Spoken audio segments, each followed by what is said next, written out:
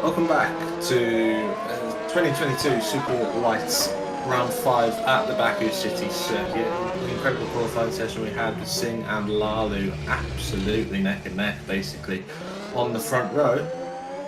And they're neck and neck pretty much in the warm-up as well, with plenty of different strategies going on, some on the soft, some on the mediums in warm-up.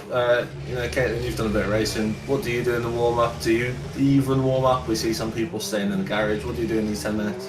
Go out in the final 3 minutes. I don't like going out for the full thing because I feel like it's just kind of a bit too much once you've just come off the back of qualifying, and you know, I want to wind down a bit from that before the excitement of the race. But I do want to go out just for like the final 2 or 3 minutes just to get a feel for the car on heavy fuel. You know, that's enough time for one lap and then like a practice start or whatever. And sometimes that's all you really need. So that's what I do personally. But I know that other people have different rituals. Some people never like to let that high kind of go down after quali, so that they're still hyped for the start of the race. But I mean, personally, that's just not the kind of mindset that works for me on the first lap. But, you know, anyway, we're getting prepared to go racing. Yeah, now before we left for the break, we noticed that someone had dropped out. It was Andrew Waring out of the top 10. Andrew Waring.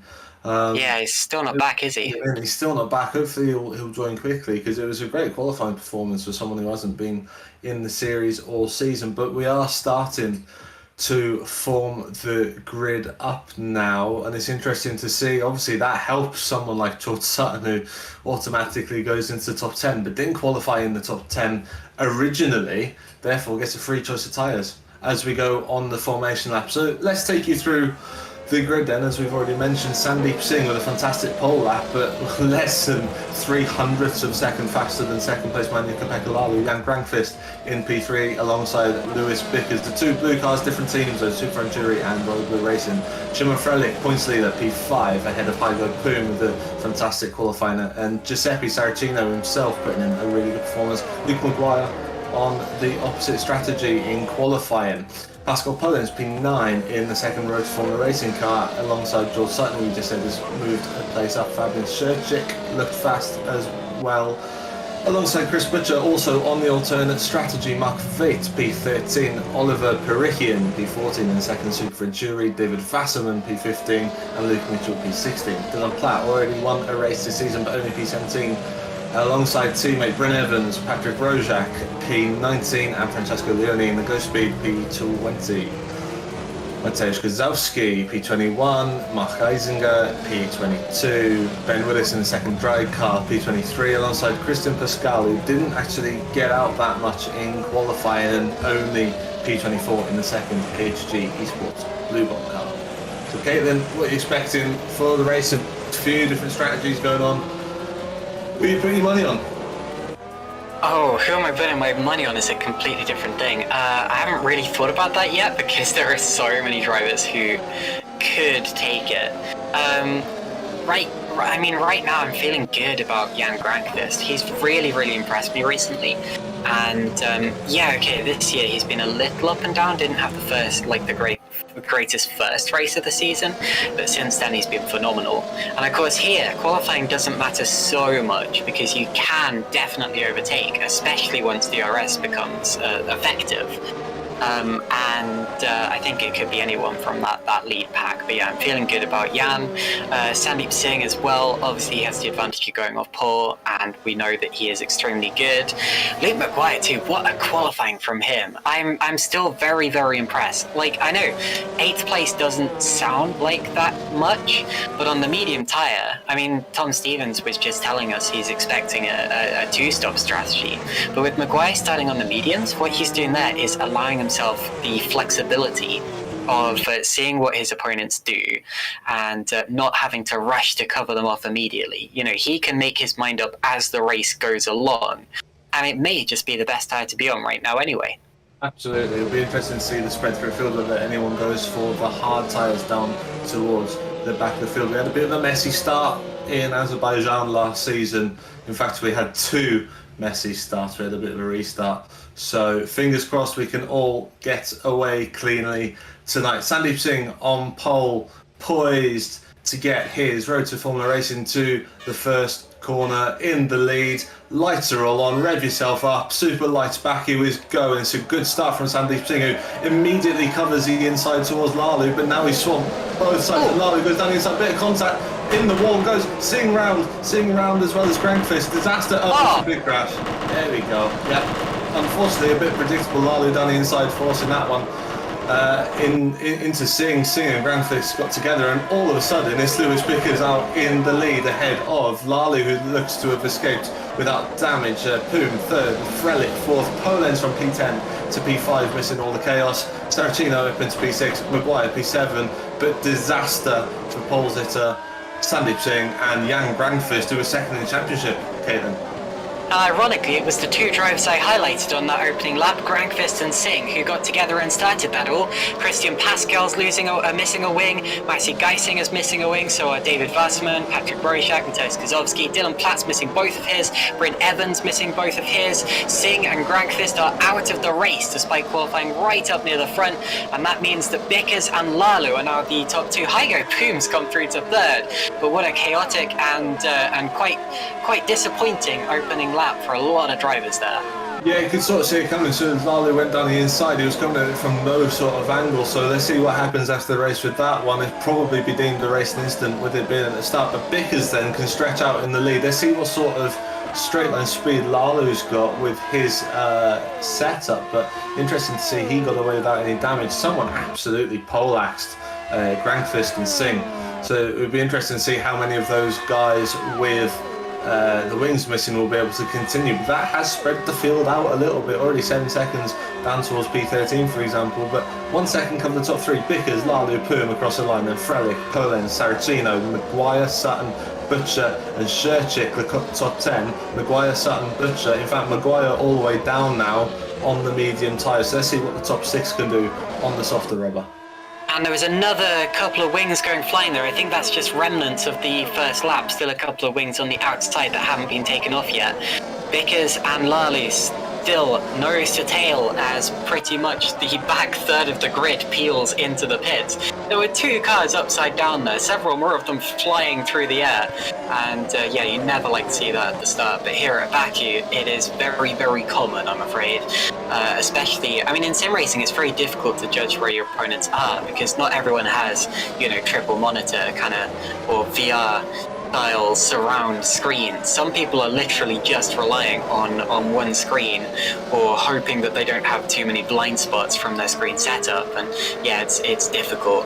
Meanwhile, Mark Veit there made quite a brave move on Oliver Perikian into the castle section. He's in P11, and at the back of the field we saw, or the middle of the field I should say, we saw Ben Willis making a move on Francesco Leone for 14th at the end of that opening lap there. And overtaking is about to become even more prevalent because from the exit of turn 3 on this next lap we're going to have DRS active.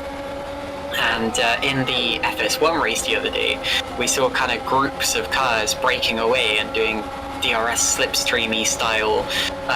Already a move up ahead though. Oh, yeah. There's already a move going on up ahead. I think it's Hygo Pum, is it? Yeah, Hygo Pum up into P2 in the TTF past Yukamela Lalu. So Lalu, the answer to the straight line speed thing seems to be that Hygo Pum has got all of that in the TTF and already close, almost contact behind as well as Frelick gets in close to Lalu. So I don't know whether Lalu might be struggling a little bit. He's already lost plenty of time compared to Pum having been overtaken, and now the DRS, as you said, is way open. But the guys down the back of the field, as we look at the front 4, the guys at the back of the field, they've got to be patient here because already we're looking at, if you finish, you're going to get points. As I say, that Dylan Platt DNFs from P20, so Dylan Platt, miserable night really. He's finished early as well, so already 4 retirements: Platt, Geisinger, Singh and Granford. Add Bryn Evans to that list now. He is pulling off as we speak. So both of the TR Geeks Energy cars pull up at exactly the same corner and park it. Now they were both involved very heavily in that opening lap accident. Both of them ended up without their rear wings. Dylan Platt ended up on his lid and would not have even been able to continue if this was in real life. But now I suppose that fate has caught up with him because he is very much out of the race as we speak. I'm just having a quick look back at actually what happened at that start, and yeah, it really did start with Lalu making that dive, going for the lead in the first corner, and Singh locked wheels with him. Singh was so lucky. No, he wasn't. He got involved in the wall. So Lalu was so lucky not to be dragged into the wall with Singh and Grangfist, because that's where it all started. And if he'd got involved as well, then I expect it would have been an entire field affair, and we would have had a red flag and a restart. Yeah, going to cut you off there though, Caitlin, because we've got DRS for the lead and Lalu's actually coming back at Hygo Pum as well. Pum got a little bit out of shape into turn 15, couldn't get close enough to Bickers even though he stalked him all the way through the middle section of that. No change there. Lalu not able to get close enough to go back into P2. Butcher then, fastest lap of the race early on. That will be no doubt helped by a massive DRS train. P9 for Butcher though, so it's worked out all right, and he might be able to follow Maguire through, his teammate.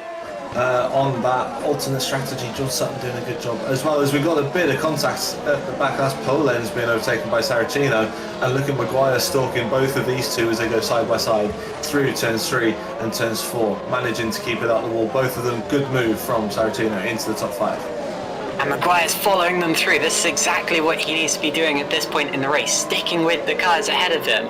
And yeah, you know, overtakes would really help him at this point in the race, but it's not necessarily what he absolutely has to do, because he still has the strategic upper hand with those alternate tyres at this point in time. This is great stuff from Luke Maguire to have already made up a position from his starting place. And yeah, okay, so Pascal Pollen's ahead of him, started behind him, and has already made up more places, but he is on faster tyres. Luke Maguire has kept himself clean from the carnage, kept himself in the race, and kept himself very much in contention. But yeah, big slide. massive slide. Now put him on the back foot because it means he'll drop back out of the super slipstream, if you like, from right up behind Szymon Frelick and right into the claws of Pascal Polenz again. So it's going to be round 2 then as we head on to lap 5 of the 42 lap race. Pascal Polenz might even get it done before we get to the DRS line, you know. He's that much faster after the slide for Saracino, and it is going to be like... And Poom's going for the lead. Sorry, Hygo Poom is up the inside for the lead of the race. Oh, he's going wide. He runs slightly over the white line. And Bickers might have a chance to come back at him down into turn 2, and he does not. He may complain that Poom overtook him by running off the road after this, but to be honest, with the number of overtakes and battles we've surely got coming up, I'm not sure that he'll even remember that specific incident. Whatever the case, Hygo Poom has gone through to the lead of the race. Lewis Bickers is second, followed by Lalu and Frelick. Frelick's still doing a good job to avoid hitting the back of Lalu. He's had a few big twitches, just like that one there on the exit of that chicane. Now, one thing I've noticed is it's actually looking quite overcast and misty. It's raining. Perikian's already on Inters. Yeah, it's raining. I knew that. I mean, I was going to say it looked as if it was going to rain, but it has now started. So Perikian's made the jump early, and surely we got more people coming because this is looking treacherous all of a sudden. Yeah, I was going to just point that out when, as you were saying, that Perikian had pitted, and I looked down at the screen and thought, wow, Inters is a big call. Saracino's lost it. I think Saracino's in the ball. He has. He's lost his front wing, and this is what we were talking about. Slicks on a wet street circuit. I mean, that's a recipe for disaster. Everyone is going to fly into the pits as soon as and Sutton now is side by side with Butcher, so Butcher makes up another place. And I tell you what, I don't think this is good for either of the THR guys, because they would have been relying on a straightforward dry race for their alternate strategy to work. Now they've just sacrificed qualifying positions, and they're going to have to come in and get off those tyres early anyway. And into the pits comes Hygo Poom, as expected. Lalu and Frelick stay out for a lap, and will they regret it? Because Bickers, Pollens, Maguire, Butcher, Shitzik, a lot of the drivers behind them are flying in. It's just the top 3 have stayed out at this point in time. George Sutton has gone through in 3rd. Yeah, Frelick was a victim of being the second of the Royal Blue Racing cars in the line, but Lalu didn't really have a reason not to come in. Oh, so close on the pit exit as Poom stays in front of Bickers. So this is really interesting. Let's see what the pace difference is between the 2 tyres now. Was it right to continue for a lap for Lalu? Will he be able to jump people with that? But it does look decidedly wet in the first sector. Perikian is up to 10th now, so Perikian gains places out of all that, despite being involved in that first lap incident. And that was a real brave move from Oliver Perikian to go onto Inters super duper early and catch everyone else off guard. I'm a bit worried now. They are in the first sector. The top 49.6, 49.8. They're going to be swamped. They're going to be absolutely swamped. They're 2 seconds lap slower than they were when it was dry. Saracino now making it to the pits, but Luke Maguire's on full wets. This is like last year's Russian Grand Prix. Frelick almost into the back of Lalu in the braking zone, gliding the car around, and Sutton's dropping even further. Sutton's had a few big slides or something, because he's now 10 seconds back from these 2. Look at Frelick all over the place. I wonder if they're going to go into full wets now, like whether... Oh, this is going to be treacherous. Watch this. The faster corners. Keep it out of the barriers, guys. Jolly good. They've done a fantastic job on this lap, even just to get back to the pits. Look how wet it is now. And both will surely pit this time. Let's have a look at the middle sectors. And to be honest, is the fastest differential I've seen is Polenz 8/10ths faster. Did he? He almost ran into the back of him in the pit entry. Look at that. Well, all time is crucial, they say, and Frelick proving that. Hopefully he got it slowed down not to get a penalty for speeding. And into the pits they come. Let's see what tyres they put on. So Maguire on the full wet, everyone else on Inters. It looks like full wets for Frelick. Full wets for Frelick here, so Frelick going straight to those full wets. Hygo Poom leads the race now, just half a second ahead of Jukka-Pekka Lalu. Lewis Bickers is a couple of seconds back and fighting with Lalu actually, so this is for second. DRS will no longer be enabled, so we'll have to do this through pure pace and ability. Watch this, he goes to the inside line, takes a look, and slides back into line. He doesn't want to risk that on the dampest part of the circuit. Then again, dry line The dry line hasn't really started to form yet. Yellows, as Patrick Rojak's had a shunt, loses his front wing for the second time today, goodness me. And the race continues on much more suitable tyres for the conditions. Really interesting to see Lalu, even by going a lap longer on the dampening circuit, managed to jump Lewis Bickers into P2, but even more surprising, Frelick's pit stop was a lot longer. He was right behind Lalu, remember, he's now some 2-3 seconds down the road. Yeah. With 2 cars between them. And look at Pascal Pollens, up from 10th on the grid, well 9th after Andrew Waring's retirement. And he is now running 4th in this race on those inters. Has jumped Shimon Frelick, a couple of people have. And Hygo Poom has gained 3 seconds on this lap so far. Poom is loving these conditions as of yet. Lalu defending from Bickers. It's looking like he's struggling maybe. And again, that could be something to do with setup. Actually, Geisinger now becomes... Sorry, he'd already retired. He's just only just left the server, so the message came up on screen. One of 5 DNFs so far. As Rojak comes into the pits and might well become our 6th soon. Now down the straight, look at Bickers on Lalu. He still gets a bit of slipstream. It's just mixed with mountains of spray being kicked up into his face. He goes to the inside line and he does make the move, but does he make the corner? He does, and Poom went off on the outside! Hygo Poom's been off the road!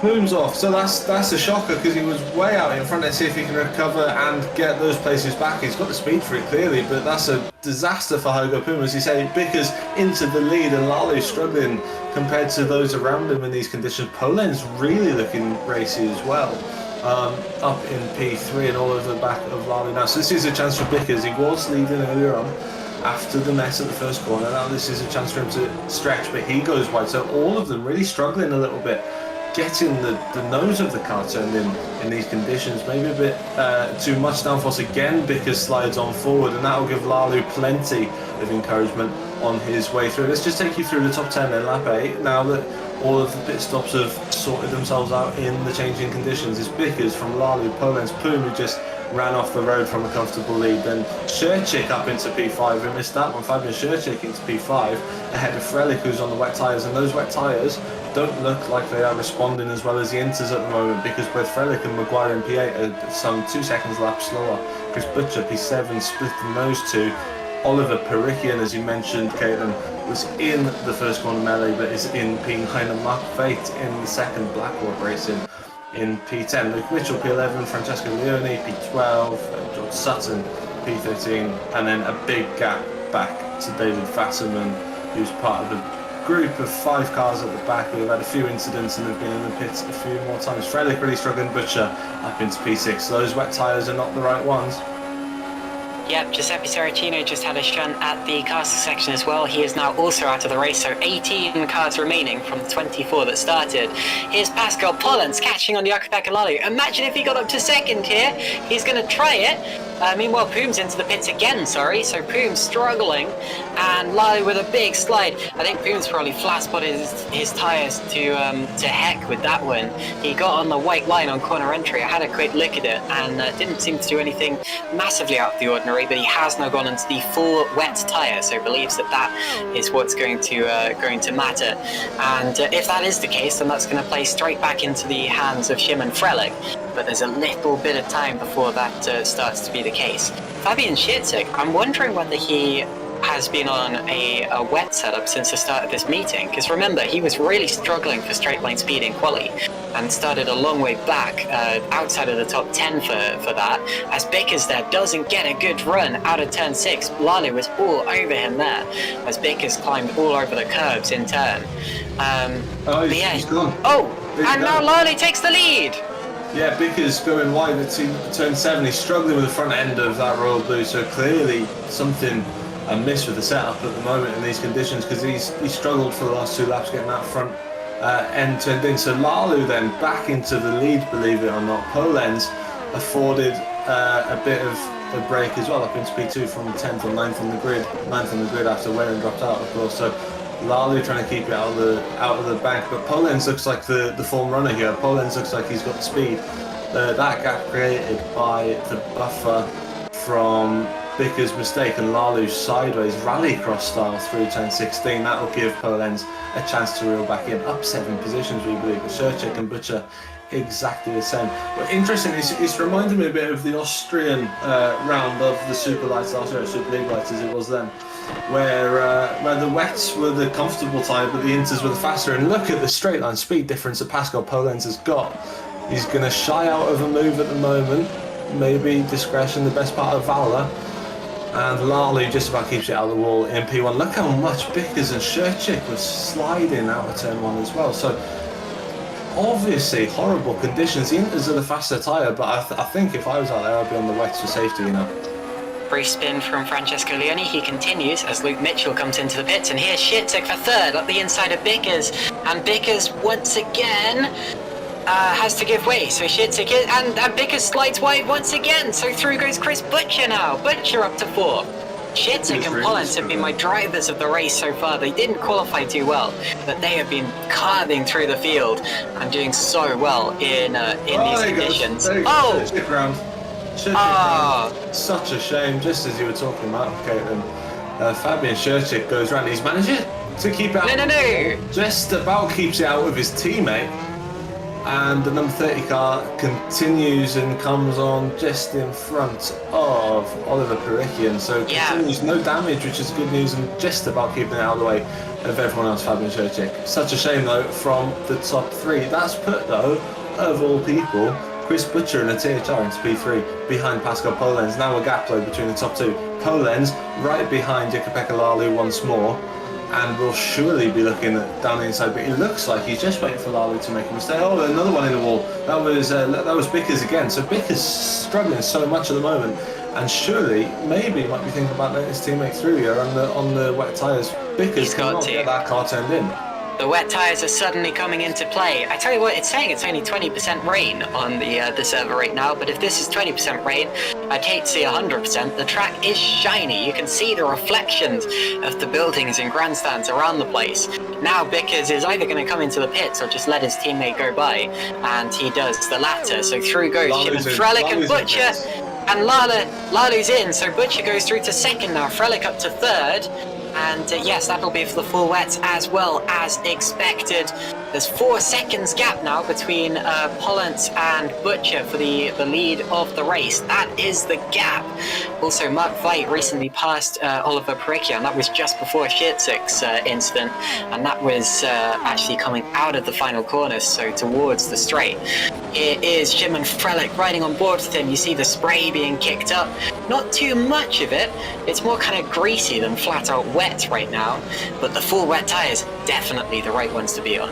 Yeah, we're at the crossover point now. The times are pretty much the same between the 2 tyres, and as I was saying just now, you know, the Inters are probably still just about the fastest if you can get them to work, and at the moment, plenty of drivers are struggling to do that. Pascal Polenz out front though, his last lap was still faster than anyone else on the circuit. Other than Christian Pascal down in P14, who's also on the Inter. See, Inter's still the faster tyre at the moment. It's just having the confidence to get the car turned in, getting your braking zones right, making sure you're not skating off, and that's what was happening to Lewis Bickers, unfortunately. So Bickers down behind Mark Veit now as well, so Veit up into P5, doing a fantastic job in the Blackhawks. So the 2 Blackhawks are really enjoying themselves. I know Sherchik went around a little bit, but both doing very nicely indeed. Frelich though, you can see on the wet tyres a lot more comfortable, sort of throwing it into the corner. And Divet off on the inside. That was Ben Willis. Yeah, so Ben Willis in trouble and doing well actually, to be, in fairness, to stay out of the way to the inside of the curb there. Yellow's in sector 1. Don't know who that is at the moment, but this is the battle for the lead. For 2nd, sorry, it's Butcher with Shimon Frelich right. Bickers has lost his wing, so Bickers appears to be out now. He's stopped the car by the side of the circuit. Here are Frelich and Butcher side by side down towards turn 1. Frelich around the outside, and he has so much more grip, but do they touch? They get away with it. So one Royal Blue car struggles and flounders, the other one gains. That is Bickers out. And Sherchik's in the pits too, sorry. Yeah, no worries. That'll be people starting to cross over onto the wets then, as Frelich now can start to scamper away a little bit, and watch Luke Maguire in the back on the wet tyres. So Chris Butcher doing a great job to get up into P2, and now he's going to start falling down again. So Bickers, DNF. Perikian in the pits, Sherchik in the pits, Willis also in the pits, but we saw him struggling, as Frelich looked just running wide, and then a slide for Butcher on the inters, and it is so difficult out there. Every single driver out there has to be commended for their skill level at the moment, especially Pascal Polenz on the intermediate tyre, still matching those behind him that are on the wets at the moment. Stunning work from the Road to Formula Racing driver, especially when your teammate qualified much faster than you. You qualified 9th, your teammate qualifies pole. Everything happens at the start and see Sandeep Singh retire, and then you put a performance like this in. Only 12 laps in though, 30 laps to go at the end of this, and we've got yellows in sector 2. Who's in trouble this time? It's Butcher. Butcher's gone round. Chris Butcher from inside the top 3 is now back behind Mark Veit, so Butcher down to 5th in that one. He's had enough, and again, it's a sign of the Inter struggling as he continues on and will probably pit ever so soon, unless he's just trying to hold out until the rain starts to go away again, but whether it will or not remains to be seen. Oh, he was actually hit by his teammate as well, so once he'd had his spin already, which he did all by himself, Luke Maguire had nowhere to go, got boxed in, and he's lost something like 5 seconds in that one as well. So it looked like Maguire was slow out of the castle section, so they were close on the racetrack, and that would explain it. Chris Butcher as well, losing plenty of time to Mark Veit and managed to get through. Let's see whether the rest of the Inter drivers come into the pit. The problem is that the Inters is still fast. Butcher does pit after his spin, so he's obviously thinking, I want the confidence of the wet tyres, but Pascal Polenz still 3/10 faster than Simon Frelich. Yeah. And you compare okay, Lalu and Poom are flying at the moment, they're about 2 seconds faster, but as long as Polenz and Frelich are matching each other with the gap that he's got, surely Polenz got to stay out. Yeah, I mean, I think the track's looking a little better than it did a few minutes ago. It's still saying 20% rain, so maybe that's just because they're not so bunched up anymore and we don't have as much spray. But whatever the case, it's still very wet out there. Pascal Polenz now leading by 4 seconds, so that's the gap. We've also had, so Sutton's been into the pits to change a wing, and somehow he's also gained a place in all of that, probably because of Baker's incident. We've got 17 drivers remaining in this race, so goodness me, any second now we'll get to a stage where you just have to finish in order to score points here. I am so, I'm having to look all over the place in this race to see where all the yellow flags are coming from. There's another one, and it's Shitsix, so Shitsix from wide once again. I was singing his praises just a few minutes ago when he was up in the top 3, and he's now been down the escape road, and he's back down to 10th place. So that elevates Luke Mitchell. Plenty of length in this race left though, anything can happen, as you mentioned. Only 17 runners with 13 or 12 laps gone, we're on lap 13. And more yellows out as well, but it's just a race of attrition.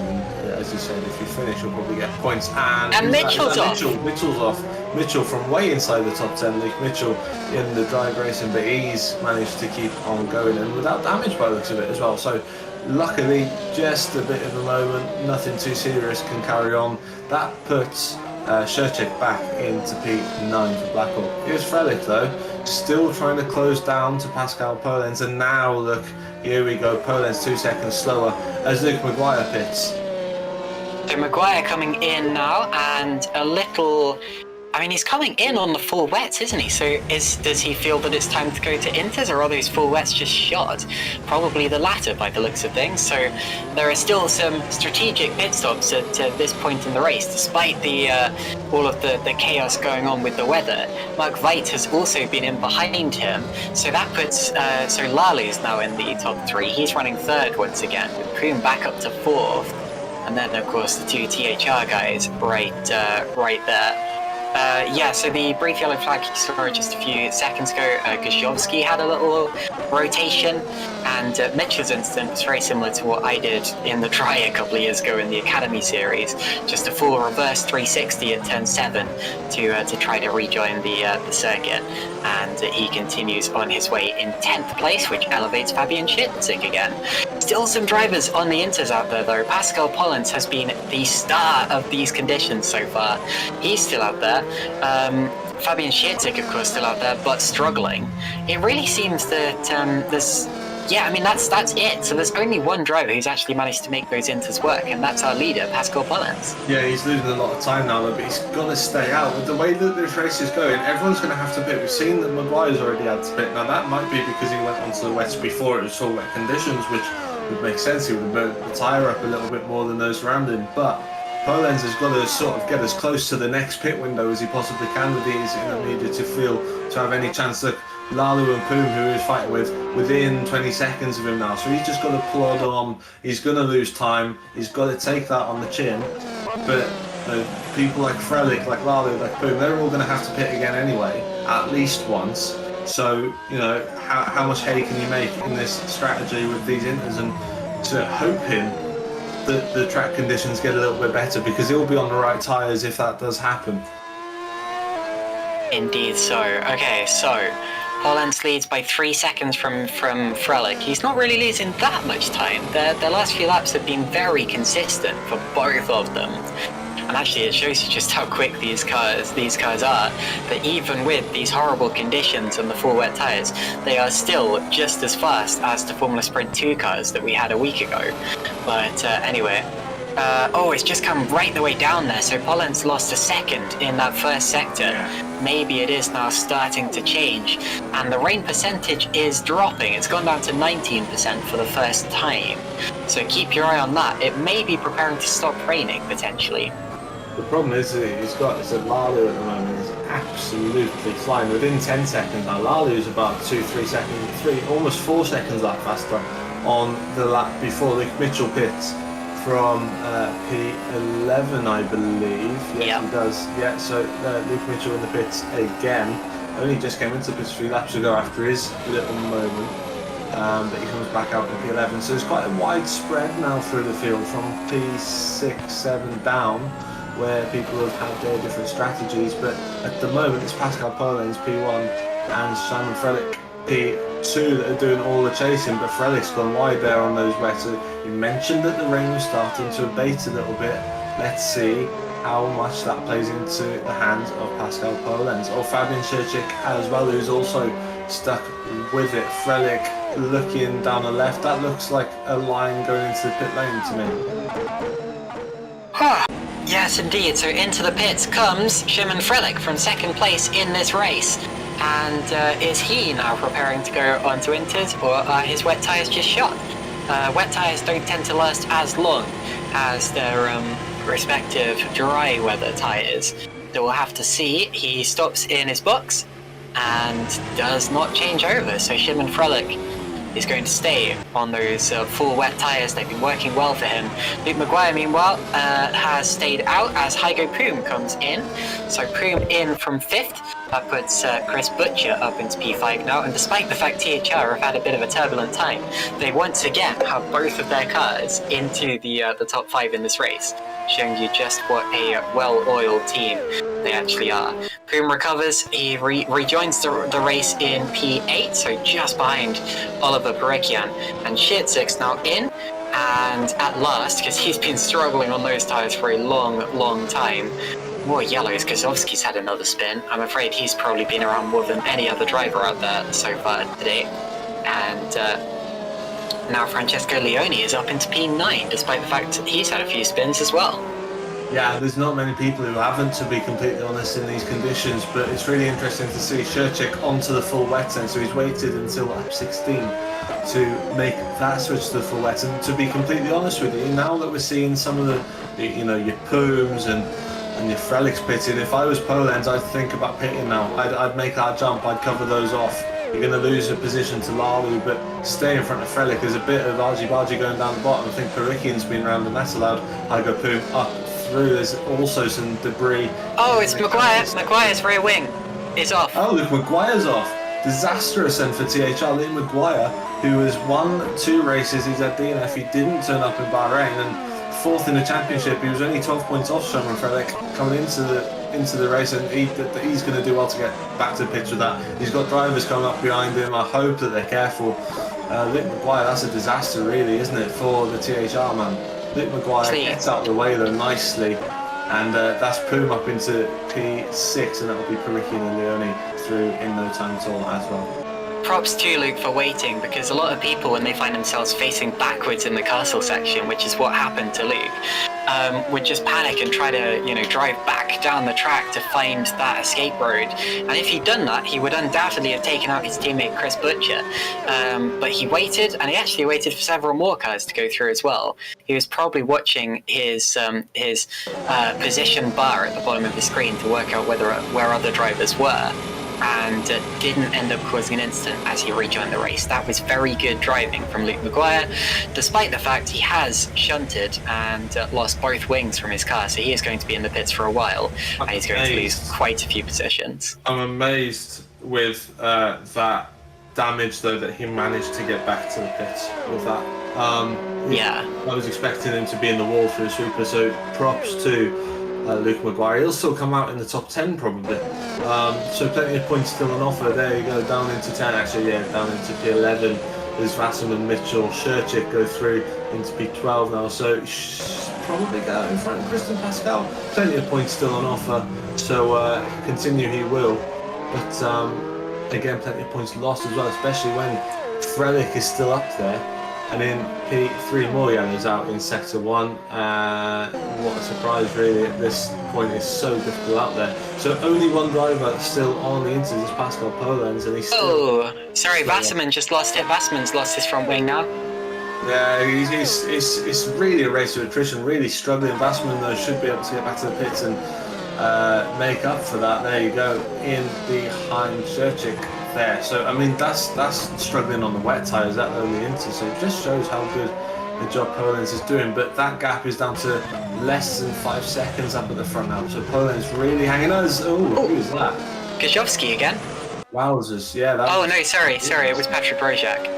Yeah, Rojak. So he has been into pits a few times as well, but that was a big moment. I thought it was Lalu for a moment. I thought no, it was too close for Lalu. So Lalu's still going in P2, but really closing in fast now. So wet tyres definitely the ones to be on at the moment. But as we mentioned before, Poland's just trying to stretch to some sort of pit window to defend his position, as all of the other drivers have been closing into him. So just to run through the top 10 now, it's settled down a little bit. It's Pascal Polenz P1, Jakub Lalu closing down P2, Szymon Frelick P3, Chris Butcher P4, but not without incident. Mark Fight P5, Helge Pun P6, 10th Oliver Pericki and Francesco Leone after on Baku in P8, keeping his nose clean.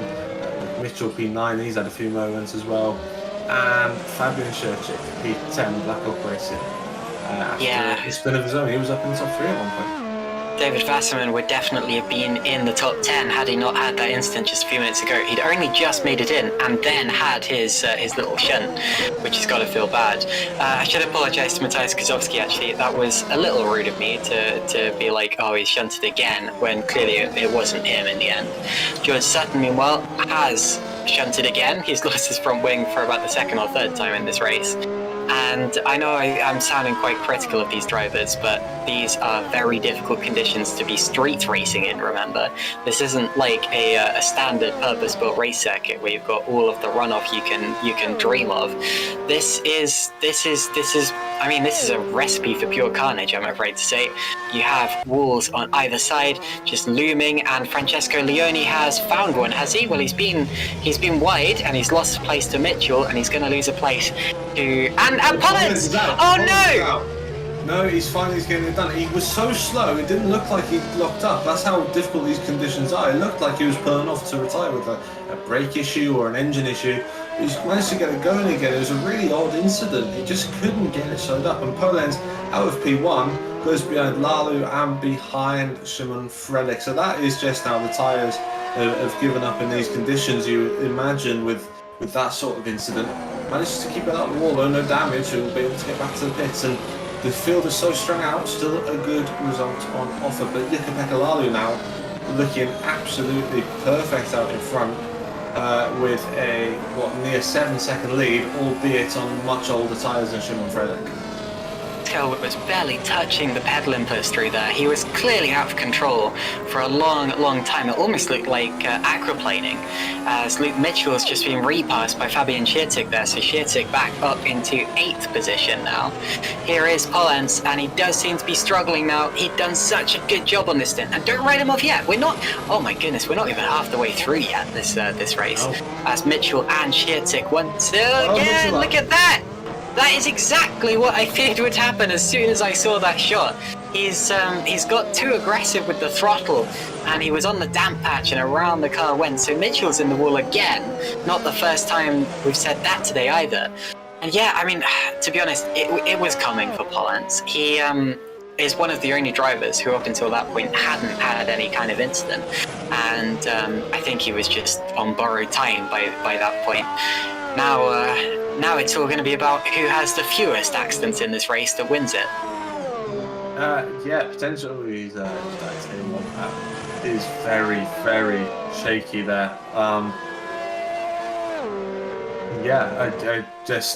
I think it is the Inter's just going off a little bit. He's been on them for a long time, so the rubber's probably burned up as well. Not just the fact that conditions are difficult, opponents will come in, but he's got to almost half the race, so let's see how far he can take the next set of tyres if the weather stays the same. But I have just noticed a little change in the weather icon in the forecast there that might come to the aid of him. He's going to have to go on wet at the moment, but he'll be in the best position of anyone should the track start drying up. Should have gone into this because the rain is now saying 0%, so the rain has stopped. The track is still very wet out there. It is still very, very wet, but it is going to become inter conditions soon. I think Pascal probably mistook his tyres going off there for the weather getting worse. Probably thought, oh, the Inters aren't doing it anymore, but actually it was just those specific Inters that weren't going to do it. Now he's probably going to have to pit sooner than he would like for the slick tyres. Probably going to have to take a risk if this race does indeed get to slick conditions by the end of it. But still a long way for that. Mitchell, meanwhile, has knocked off his rear wing, trying to get back to the pits without his front wing, and that puts Christian Pascal up into the top 10 for the time being. Oh, Hygo. And Paniga's been around. Yeah, it was a half spin. I was just about to talk him up, saying how fast he was going and closing in on Mark Fate, but a half spin as he just put the throttle on out of turn 7 and he's lost a bit of time. Keeps it on the wall though, a bit clumsy more than anything, and Hygo continues, but of course he was looking the fastest earlier on. He had a 5-second lead at one point and slid off at turn 1, managed to keep it out of the wall, as Mitchell does make it back to the pits for repair. So only 2 drivers at the moment though, outside the points. That is Ben Willis and Patrick Rojak, both struggling. Rojak 2 laps down on the leaders. Only 12 actually on the lead lap, and Wasserman is in danger of becoming the next driver to be lapped. Lalu looking really nice out in front. But Frelic's got fresher tyres. Frelic has pitted much more recently than Jukka-Pekka Lalu, and Frelic is closing in at something like 2 seconds a lap, so a big difference there. Be interesting to see now what this crossover point will look like, and when we start to go to inters, will people try and carry the wets through to dries? Will they go to inters? So many decisions to be made, all with the objective of staying out of those concrete walls either side of their cars. So really interesting second half of the race still to go as we reach the halfway point, lap 21 of 42. Jukka-Pekka Lalu in the lead ahead of Shimon Frelick, championship leader. He's had a few issues as well, but he's managed to get back through to P2, and a massive gap then to Chris Butcher, who is spun. He's had to miss his own teammate who's had issues in the castle section.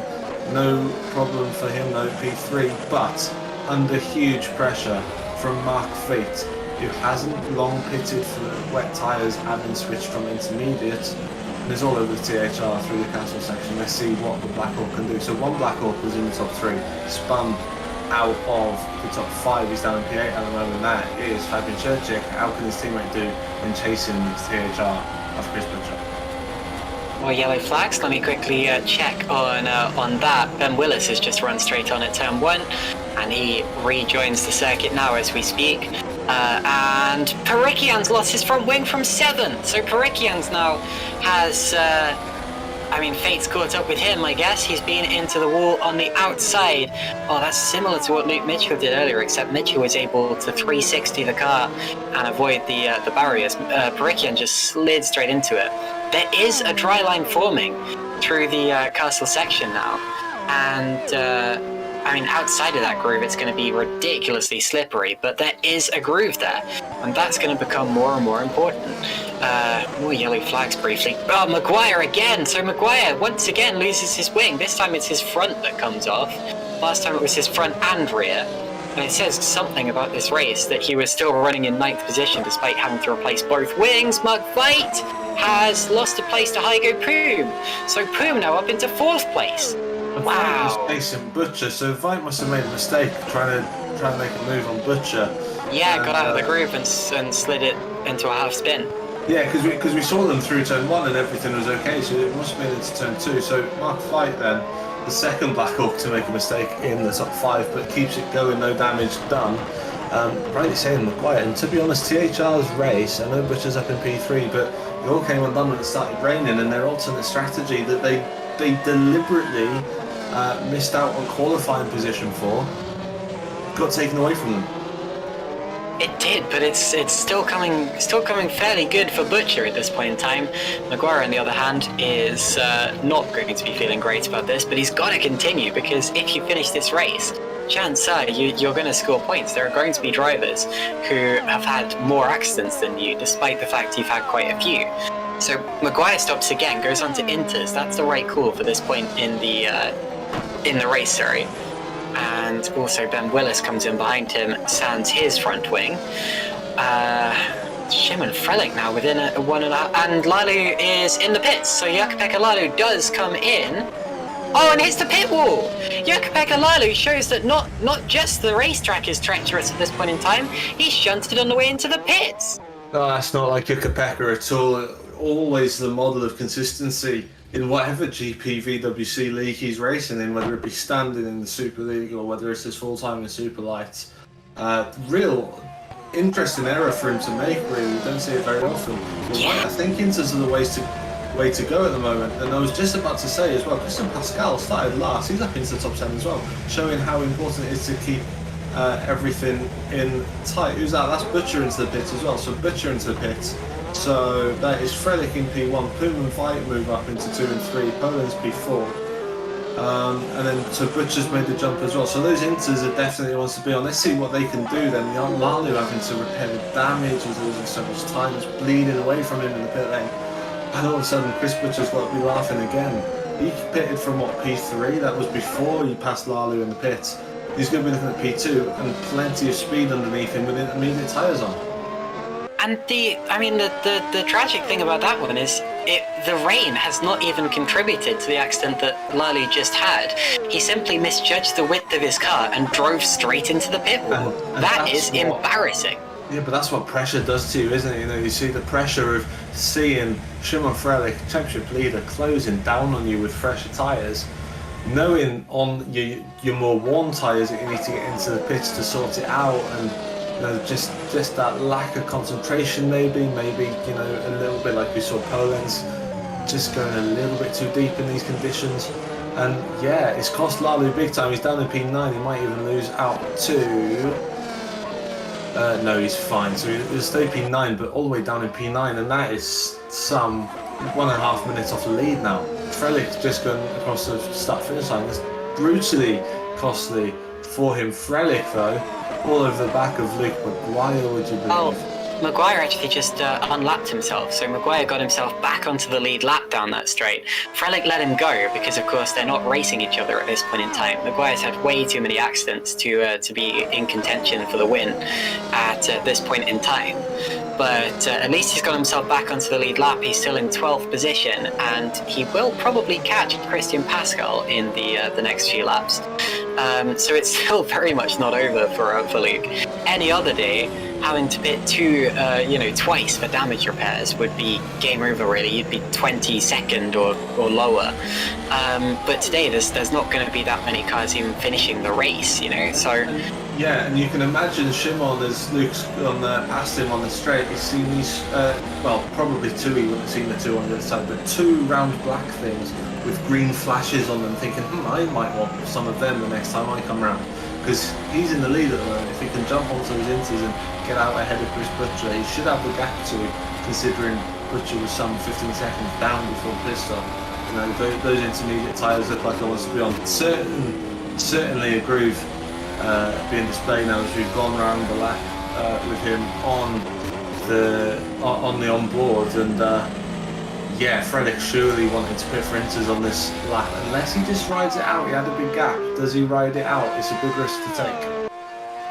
Shimon Frelick's lead gap is 22 seconds to Hygo Poom, which sounds huge, but in a race like this where we don't know how many more pit stops people are going to have to take, how many more twists in the weather there are going to be, that could swing. And look at Shimon Frelick, he does come into the pits now right as I talk, and it's going to be very close between him and Hygo Poom on the exit.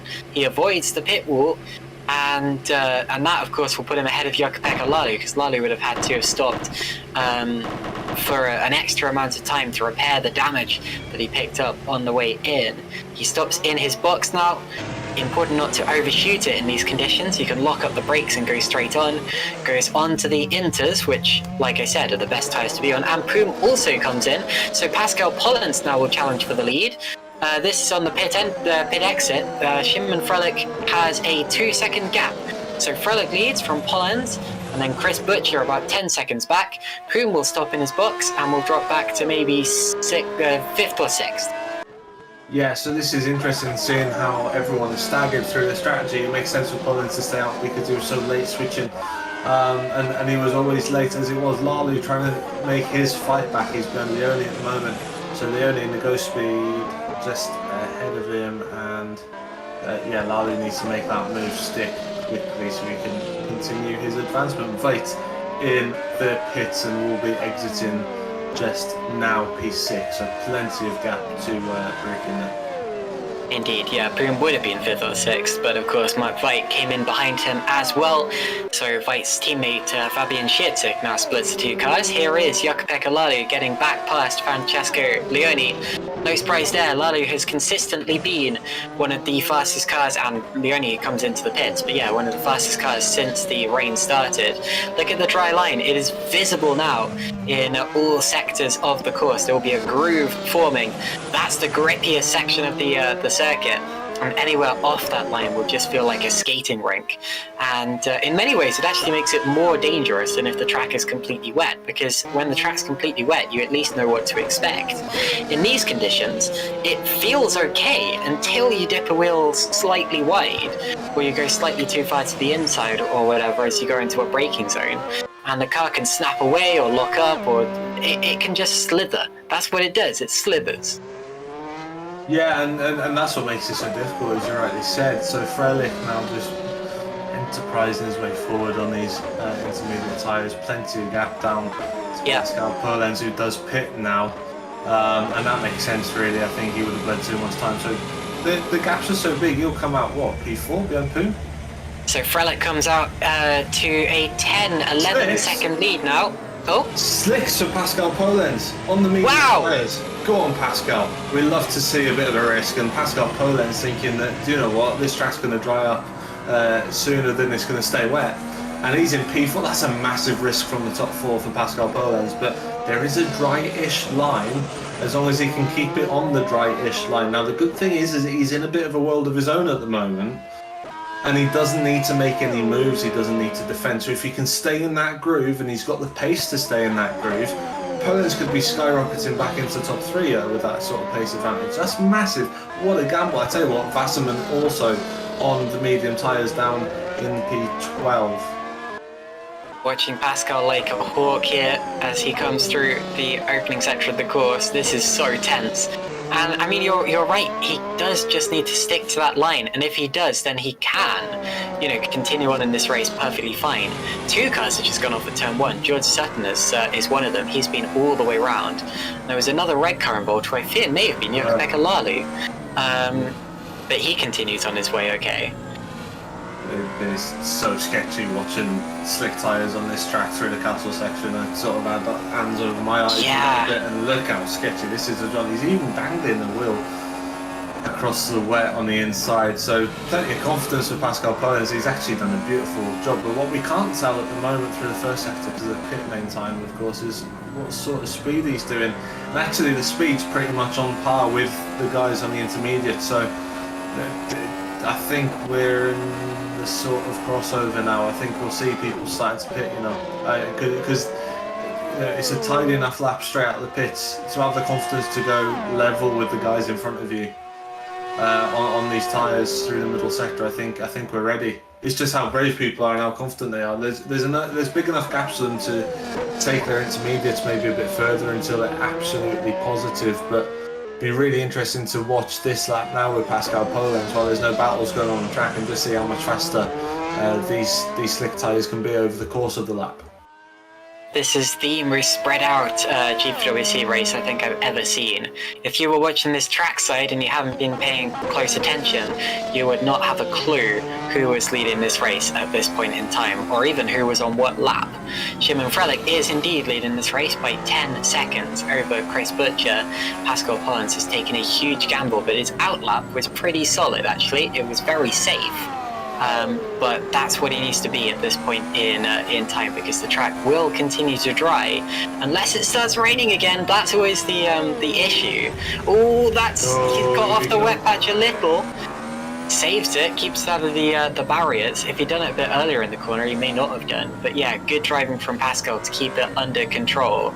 He's got to be braking earlier than he thinks he can. He's got to be turning in at just the right point and sticking on that tiny, tiny little ribbon of asphalt. And this is the problem, because, as he builds confidence, having done a lap and a half, he's built confidence thinking, okay, this is all right now, and then he's just pushed it that smidge too far, and he's run onto the wet, and that's just carried him off. But, he's regained composure nicely. The mistake was always going to follow pretty soon after. So, first sector was a little bit down on Hygo Poom, who's absolutely flying at the moment. Hygo Poom, absolutely flying on those intermediates, but apart from that, Pollens pretty much level with the guy, well, faster in the first sector. The mistake, he was still only slightly off actually, and faster in the final sector. So those slicks are fastest at the moment, unless you're called Hygo Poom, who somehow is finding brilliant speed. But then Hygo was faster in that crossover conditions earlier as well. So plenty of speed in that TTF at the moment. Pascal Pollens, though, really, he's the guinea pig at the moment. The problem is he, unless he can get to the end of the race on these tyres, he might have to make an extra stop. And looking down at the gaps, he might actually be able to make a stop and come out in front of Sherchik anyway, who's on the wet still. So Sherchik in P5, still on the wet. Mark Veit 6 seconds down. This is the only battle on the track at the moment. It's Yokapeka Lalu and Christian Pascal. Christian Pascal on the intermediate started dead last on the grid, missed all of the chaos, quietly gone about his business, and he's up into the top 10 for it. So great effort from the HG Esports Blue Book driver.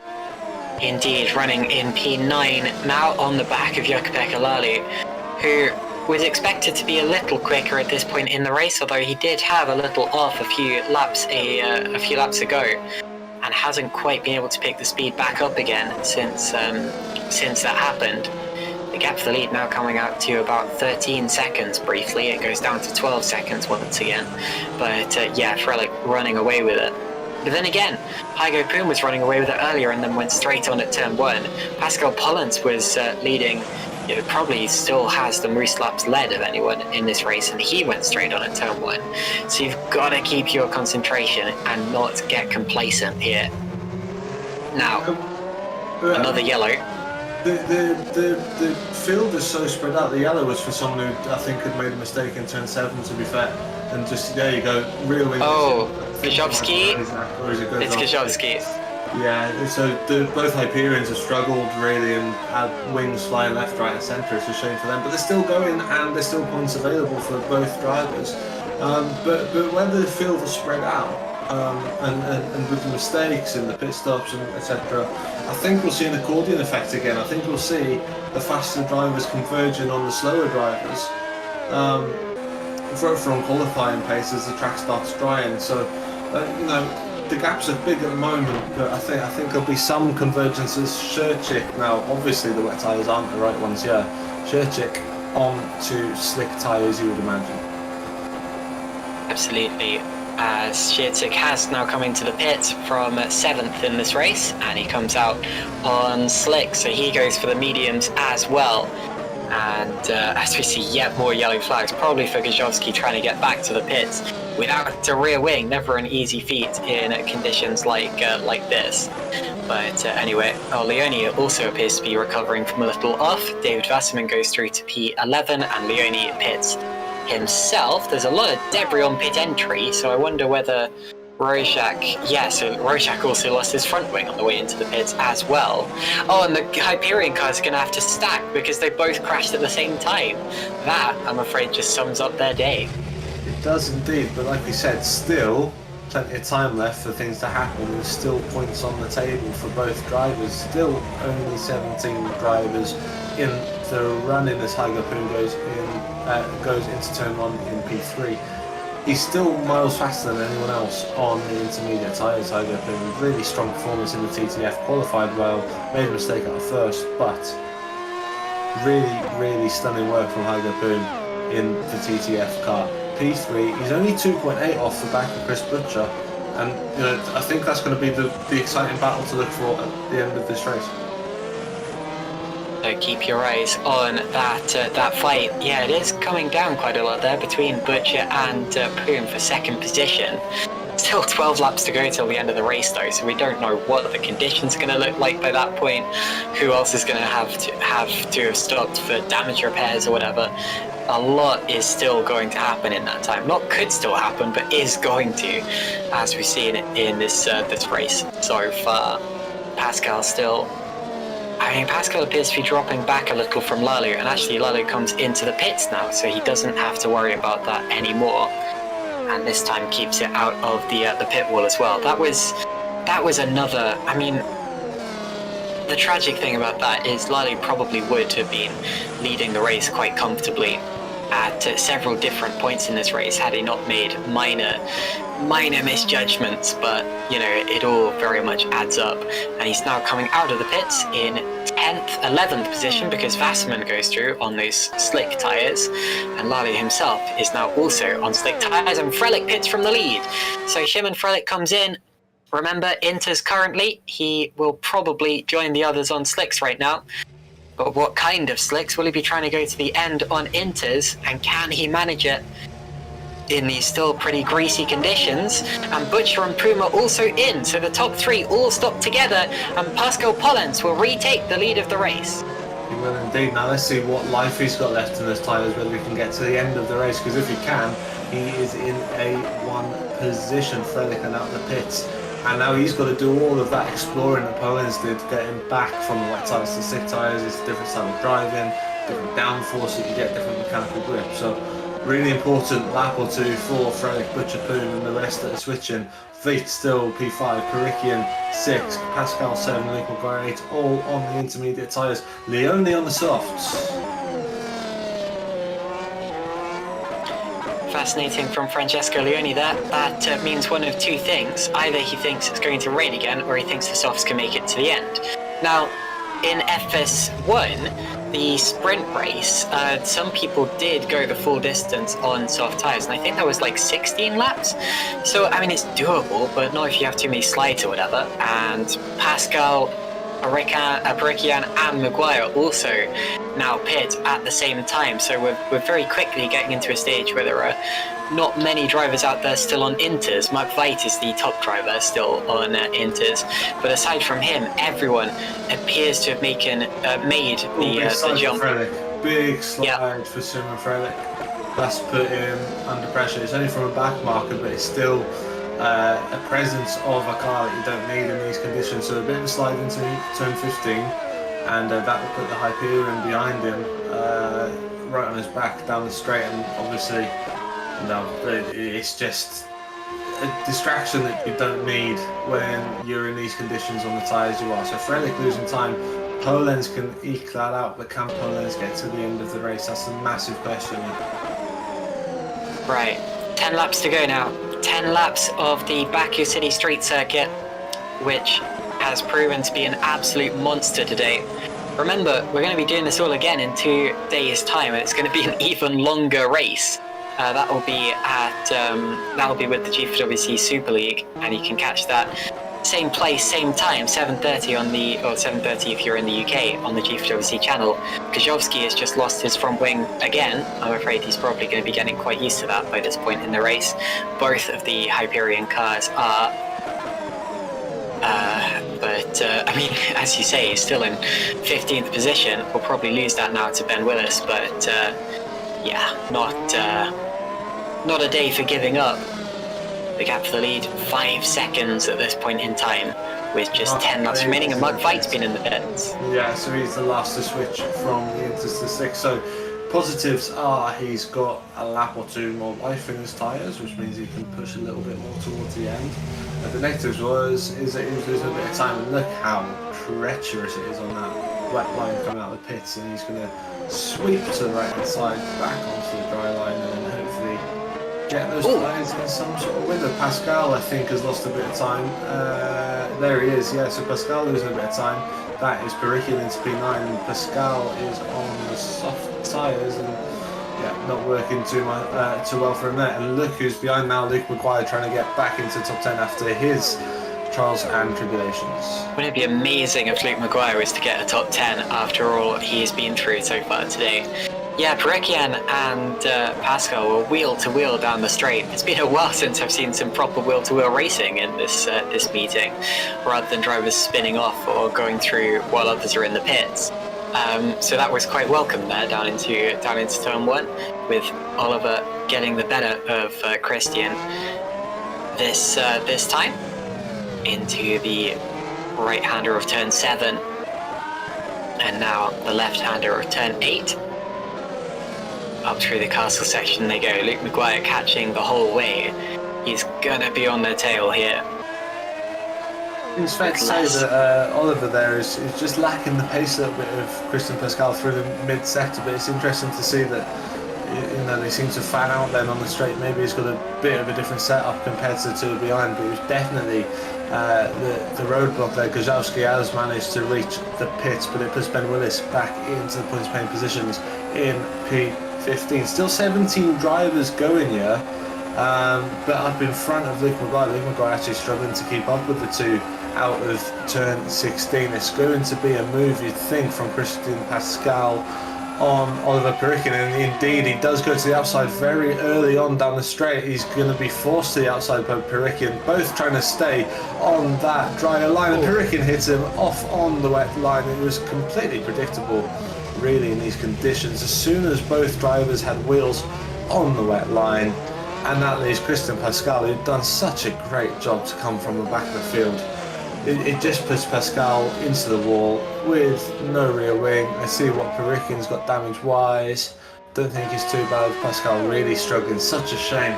But to be completely honest, I mean, look, it's not my job. It's the DC's job. But it just feels like a racing incident in those conditions. Such a shame for Christian Pascal and HG Esports Blue Bolt.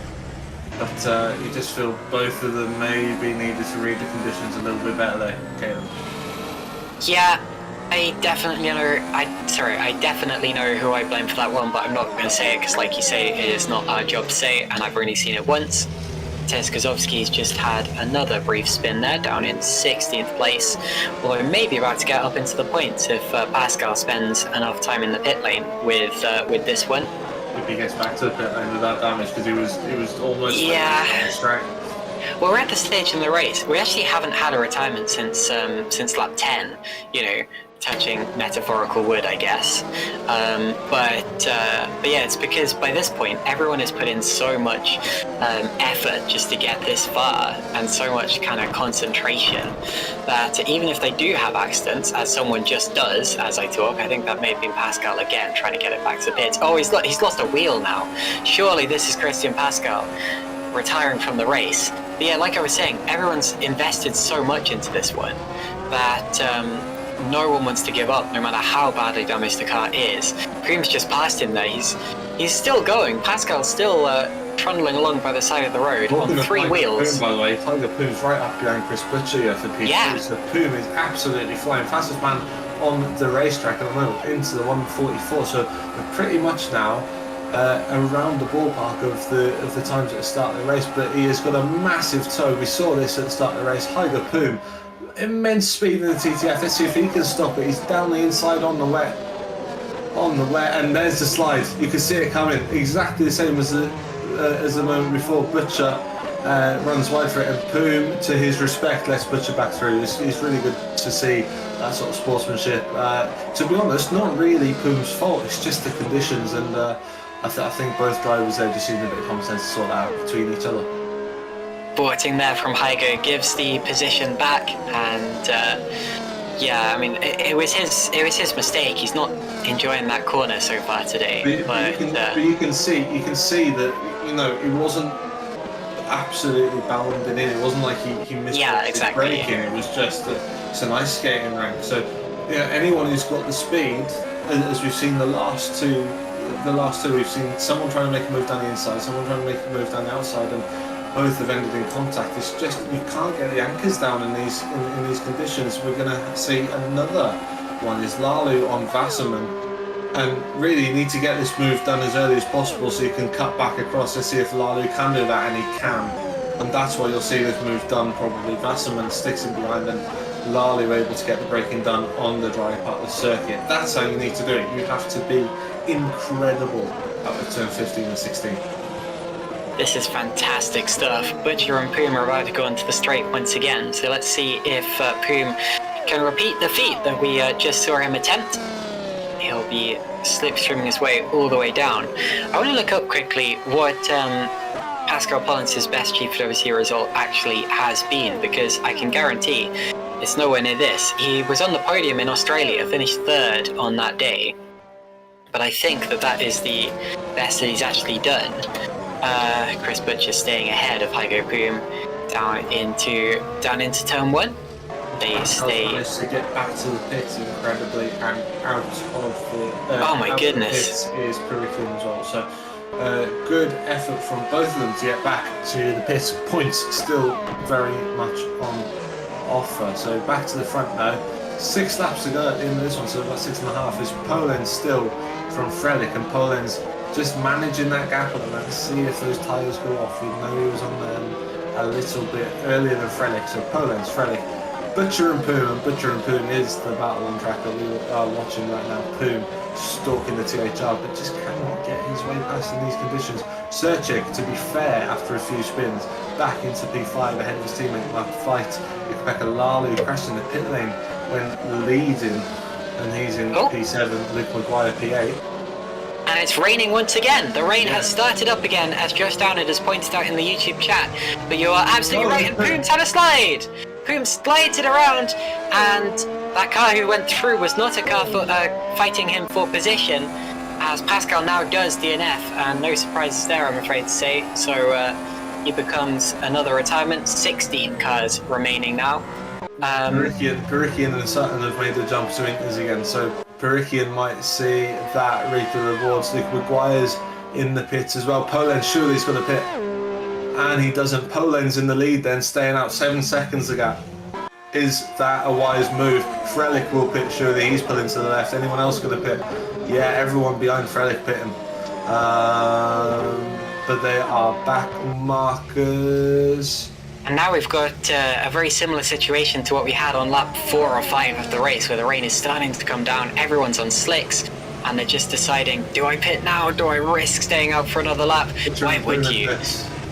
Yes, and inters for all. We have 5 laps remaining now. There's no way that drivers are going to be able to hold on for that long in these conditions. Frelik's still going to come out in 2nd place. He had nothing to lose there. Butcher will be 3rd. Igo Poom will be 4th.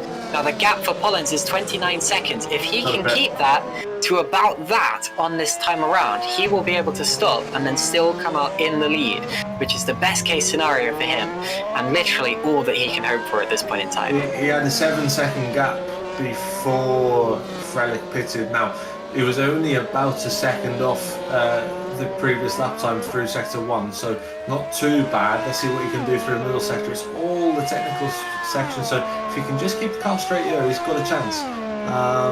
Fingers crossed, you know, he can get around, because this will be some ballsy decision to go an extra lap in these conditions. So Pascal Pollens really fighting the car. Frelik though eating into that time on those intermediate tyres, fighting Lalu way behind, of course. That's why they're only just getting to the pits. They didn't go an extra lap. They just this is their earliest point of arrival.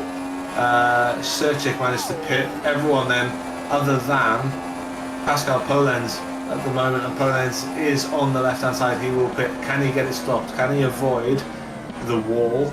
We know how difficult it's been offline. Do you know what? He's done a good job there. Really good job. Quite conservative actually, and rightly so for where he is. Penalty for Lalu. Jukka-Pekka Lalu must have sped in the pit lane, so there's a penalty for Jukka-Pekka Lalu as we cross the line. 5 laps remaining, and Pollens will surely go into inters. Yes, he does. All eyes to the pit exit then, with Frelik bearing down into the first corner for Frelik, but he's not going to be anywhere near it. I think Pollens has managed to just make that extra lap work, and he has. Pollens stays in the lead for Road to Formula Racing. Gale only lost 2 or 3 seconds in that one. He has done that absolutely perfectly. The in-lap was clean, and he just has to take it to the end now. 4 laps remaining. The gap is 4 seconds, and Frelik is not quick enough quite to gain that. Pascal, coming into this season, his best result was only a 10th place finish, despite doing the majority of last season in Superlights. This year he's really come good. He had a podium in Australia, and he is on his way. I'm not going to say the words that I was about to say there, because I've cursed several people so far today. Again, I'm not really superstitious, but you have to be careful as a commentator, because people are not going to be happy with you if you do seemingly curse them. Pascal Pollens leading by 4 seconds. Szymon Frelik is 2nd. Chris Butcher 12 seconds back, but still going pretty quickly actually in these conditions.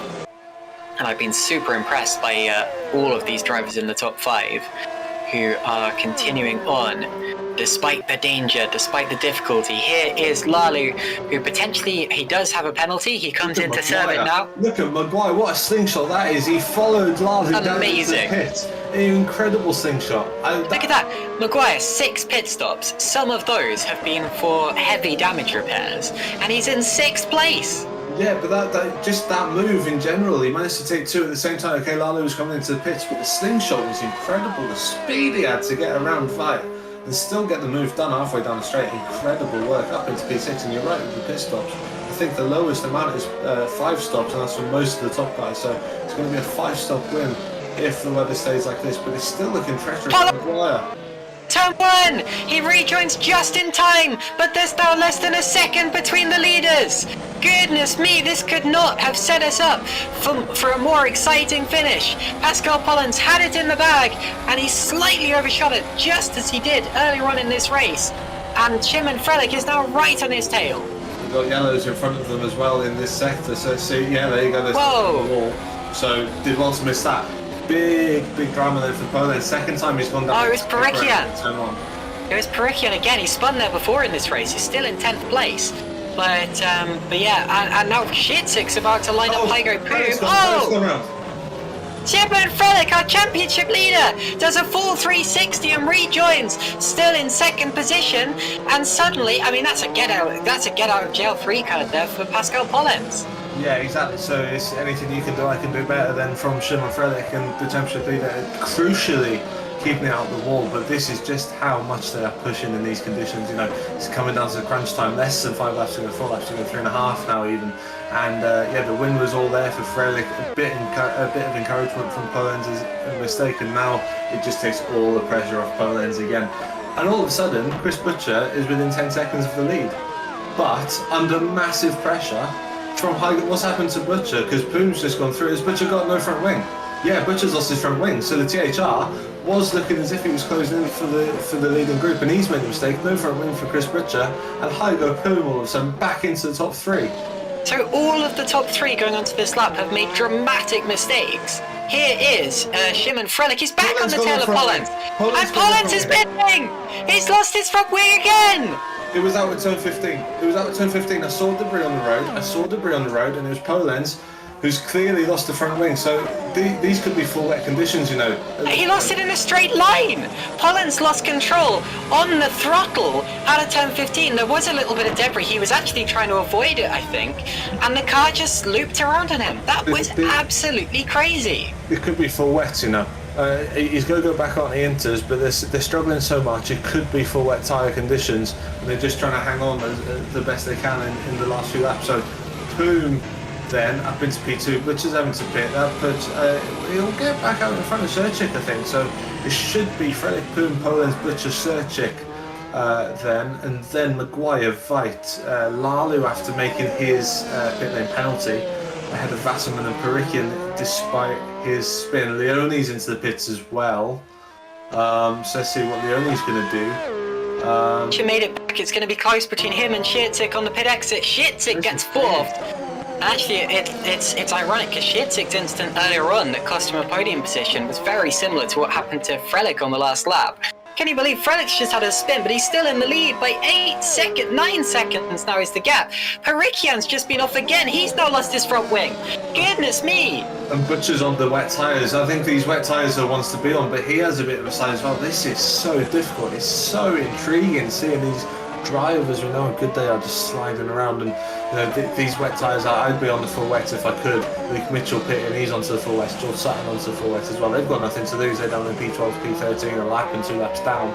But you know, what do you do if you're up the front now? Yeah, you're in the top 3. If you're Pascal Polenz, right? Look, I know he's just made his pit stop. I would have gone onto full wet. He's got such a big gap back to Serchik. He's not going to lose that much time. I would have gone onto full wet. I'm surprised he stayed on the inters, having made the error. Poom and Frelich now have just got to be thinking. I mean, Frelich especially. They've both got 9 seconds either way in front and behind, or Frelich no one in front, of course, leading the race. But just take it easy, boys. Take it easy.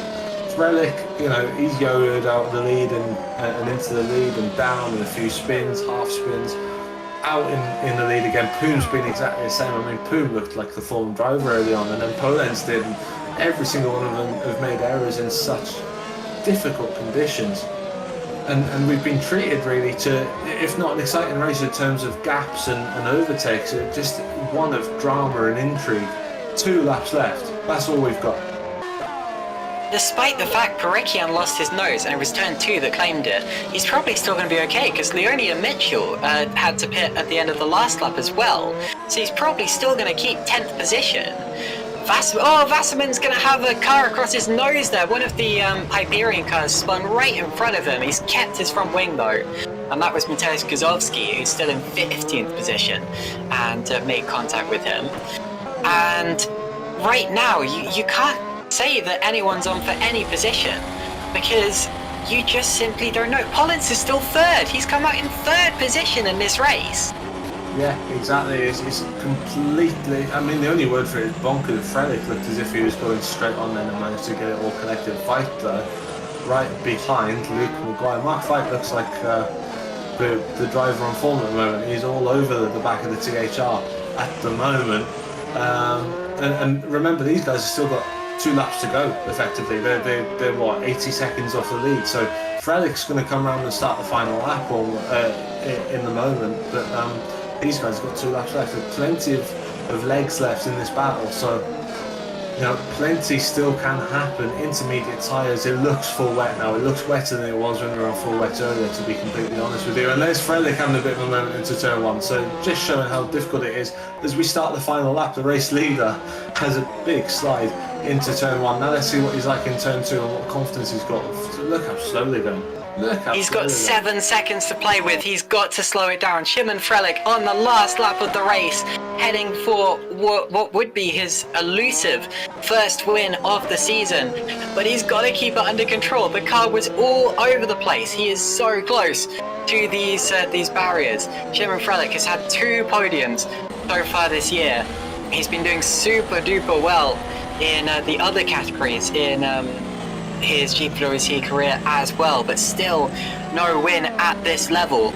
Oh, big slide He's again for got to keep it under control. Big slide. It's so nervy. Another second led to Hygo Poom, who's just got so much confidence at the moment over the curb. I'm not sure that's the way to go, but I guess he keeps you away from the barriers, slow as you like through the castle section. Very neat though, very precise on the throttle pedal, and it's beautiful driving, it really is, from Szymon Frelick. The gap still at 6 seconds on the boom. You feel like he's just eking towards the line.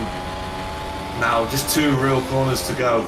Get the braking right. You can see he's nice and early on the brakes. Foot turn 15, keep it out the wall. Look, plenty of margin. Absolutely beautiful from Szymon Frelick. The championship leader, as Caitlin rightly said, no race victory so far this season. 3rd in San Marino. 4th in Bahrain and Australia, 2nd in Portugal last time out. But this time, it's Szymon Frelick, the championship leader, who has overcome all of the adversity, all of the weather conditions, whether it be sun, rain and everything in between. And it's the Royal Blue Racing driver who's going to take victory in the Azerbaijan Superlights. In the end, some 7 seconds down to Hygo Poom, who will come across the line any moment now, who's actually put in a fantastic race himself, even with a few half spins. TTF getting so much needed points. All the way back then to Pascal Polenz. Well, it looked as if he might have won at one point, but Pascal Polenz, a few trips down the escape road, a lost front wing in the final sector towards the end, but taking nothing away from him, coming back from 9th on the grid up to 3rd, missing all of the carnage at turn 1. And after seeing his teammate taken out at turn 1, a welcome podium for Road to Formula Racing. Fabian Scherchik, fantastic race for Black Hawk Racing, in 4th. And then Chris Butcher is going to try and make his way across the line in P5, and indeed does, a long way back then to his teammate Luke Maguire. Luke Maguire, though, after 2 pit stops for heavy damage repairs, one of which he had to replace both wings, remember, is going to finish less than a minute off the leader.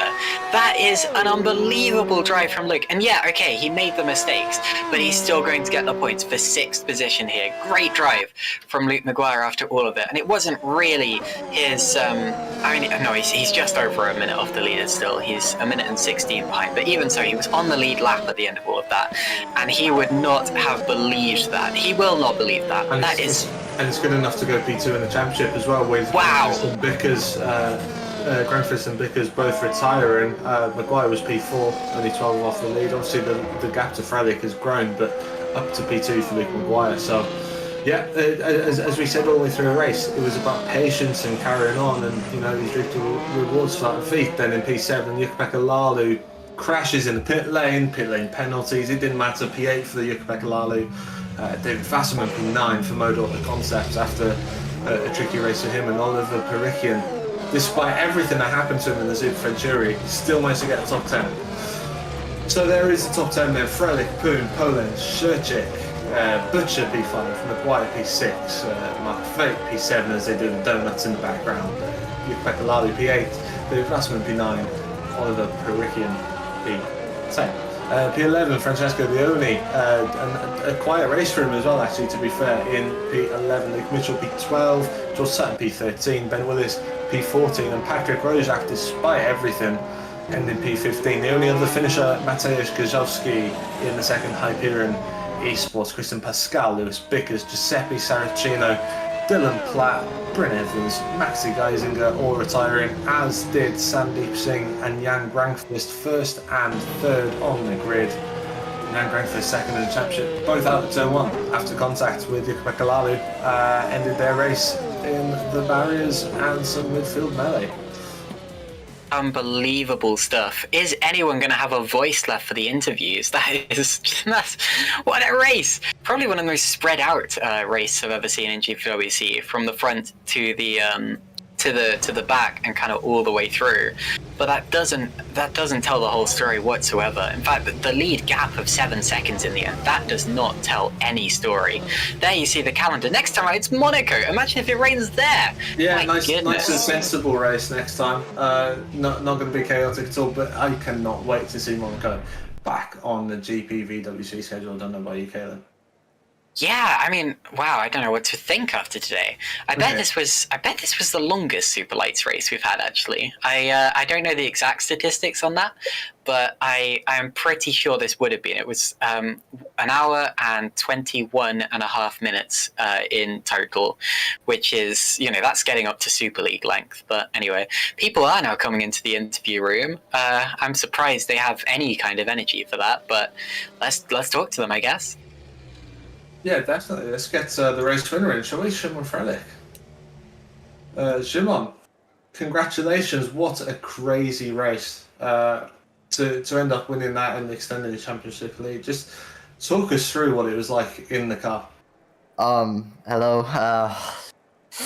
I'm sorry. I don't have words to say. I guess we'll start from the beginning. The qualifying wasn't the best. I had pole in the lap, but from what we've seen on lap 1, I guess it was good that I didn't start on the pole. Avoided the incidents, and then it just started raining, and we were just shocked. From the rain intensity, I just thought it's gonna be wet in a moment. So which would have been a good decision, but then later it stopped raining, so Lalu, who went on the inters and then on wets, had the advantage on me. But the whole race was just about being sensible and not putting in the wall, and just judging the conditions on track. Like, for example, when it stopped raining, we were asking ourselves if we should pit or not, because you cannot pass on the slicks on the wet line. But we decided to pit anyway, which I think was the right decision, because everyone pit for slicks. And then the last few laps, when it started raining, we got a good jump on Pascal, which gained us time, and we just our pace on the wets was pretty good. It was a lot better than others. Not sure why, but I guess it's a trade-off, because we're quicker in the wet. They are quicker when there's the thin dry line. I can't really go as quick as them, but in the end I got lucky that Pascal binned it, and just final 2 laps it was wet conditions on inters, and just trying to get it to the end. But what a crazy race. What was going through your mind in the last few laps? Because we saw Pascal went wide at turn 1, and then you closed in, and then you had the moment yourself. And was that a sort of feeling? Because there's only about 2.5, 3 laps left at that point. Was that a feeling of okay, that's the win gone, I'm going to settle for second? And then obviously we saw that Pascal lost his front wing. So how were your emotions changing through that part of the race? Well, when he went wide in turn 1, I was like, it's game on. But then immediately in sector 1, I put my wheel a bit on the wetter part of the track and just spun it. Luckily, kept it out of the wall, but like you said, I thought that's win gone. I'll just settle for second, still good points. But then he binned it in turn 13, is it? Not sure, but I was surprised. I took it with open arms, and yeah, after that it was just getting to the end and trying not to crash. There was a couple of scary moments, especially on the braking. So Monaco next, a nice calm race after the chaos of today. But you've got a nice championship lead. What's the mindset going into the next race before the first break of the season, of course? Well, it's going to be about preparing, like always, trying to be the quickest and preparing for all the possible scenarios. Well, definitely Monaco, you can't really pass on that circuit, so it's going to be very qualifying dependent. But other than that, I think practice should be should go as usual. Lovely. Well, Shimon, congratulations, and well done, and good luck next time out in Monaco. Yep, thank you. Right, I think we're going to bring in second placed Hygo Pum after his incredible race, Caitlin, and I'll leave you have a chat with Hygo. Fantastic. Hello, Hygo. P2, where did that come from here? No idea. It's been 3 years. I've been trying and trying. Usually ending up in the bottom half of points. I'm so happy. Like I lost a result in Melbourne and that hurt. I'm not gonna lie. But now I was able to repeat that and I can't be happier. Don't blame you for being happy. That was such a race to do it in, because not only did you have to be fast there, you had to be so consistent. Everyone made mistakes. How did you manage to make fewer mistakes than your opponent? What was your mindset like throughout that? I don't know if I made fewer. The mistakes I made didn't break the car. The mindset is if you think you can break at 100 meters, just break at 150, 160. Just be safe. You can always make it up in the exit of the corner in wet conditions. There is no point in trying to break at the very tip of the braking zone. I made that mistake in my first inter runs in was it turn 1? I just locked the fronts and I had to give up a few positions and I had a very vibrating steering wheel with me. But yeah, my mindset was brake early, hopefully make it up in the braking exit zone, and well, that's about it. Yeah, well, I mean, it ended up working out for you. Do you have any idea how many pit stops you made in that one? I think they counted 6. 5, yeah, it was 6. It was 6 or 7 because the leader made 6. Someone on the podium made 7. That may have been Pascal with his damage at the end. Yeah, crazy race. And obviously it means a lot to you as well. How much does this mean to you? Oh, like pile, like a big mountain of pressure just goes away. I pulled up this idea that I will never be a solid top 10 finisher because the last 3 years have been basically that. Occasional P6, I think in Canada.